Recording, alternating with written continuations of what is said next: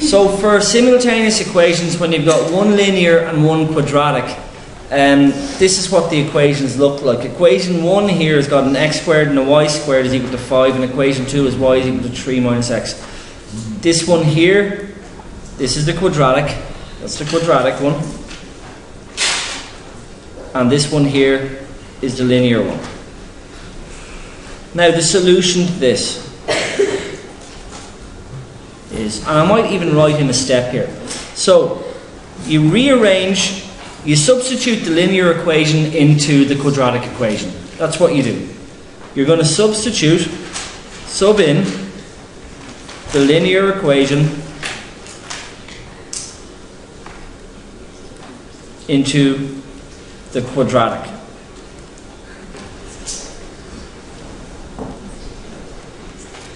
Okay? So what you're going to do here is, our linear equation, we have y is equal to 3 minus x.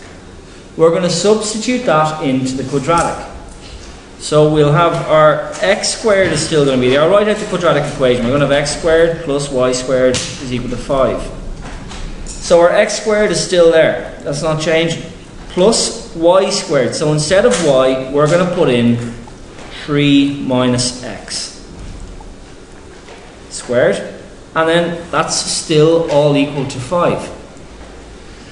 Now, once you get to this line here, the question should look familiar. It's going to end up pretty much exactly like an ordinary quadratic equation. First step here is we've got x squared. We have to get the square of this bracket here. So, there's a shortcut for that, and I'll talk you through it now. If you're not happy with the shortcut, just write the two brackets out twice and do it that way. But when you've got two things in a bracket that's squared, you can square the first number, that's plus 9. Square the second part, minus x squared is plus x squared. Multiply the two things, so that's 3 by minus x, which would be minus 3x, and double it. So, instead of minus 3x, it'd be double that, it'd be minus 6x. The shortcut is, you square the first number, square the second part, and twice their product. And that always works when you've got two things in a bracket. It's a little shortcut. So this here is equal to 5. Now we want to bring everything over, so we have a quadratic equation, x squared plus something x plus a number is equal to 0, and we solve it like we know how to. So we've got an x squared and an x squared, which gives us 2x squared. We've got a minus 6x, that stays there.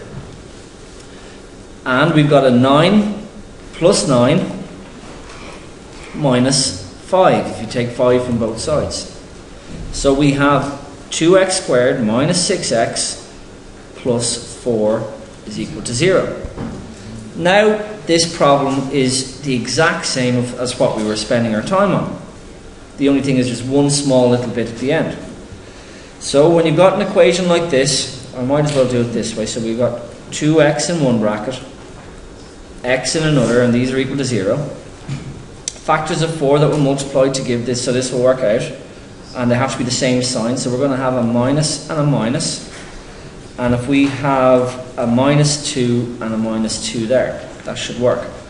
Minus 2x minus 4x, that will give us minus 6x. So, either, I'll do this part in red, either 2x minus 2 is equal to 0, or x minus 2 is equal to 0. To finish this off then, we have 2x is equal to 2, or x is equal to 1.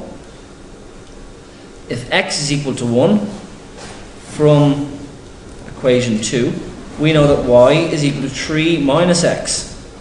So if x is equal to 1, it's 3 minus 1. So y is equal to 2. That's our first solution. X is equal to 1 and y is equal to 2. Our second solution then is, we've got x minus 2 is equal to 0. So x will be equal to plus 2. Again, from the second equation there, we know that y is equal to 3 minus x. So in this case it's 3 minus 2. So y is equal to 1. And that's our answer. So our two answers are x is equal to 1 and y is equal to 2. Or x is equal to 2 and y is equal to 1.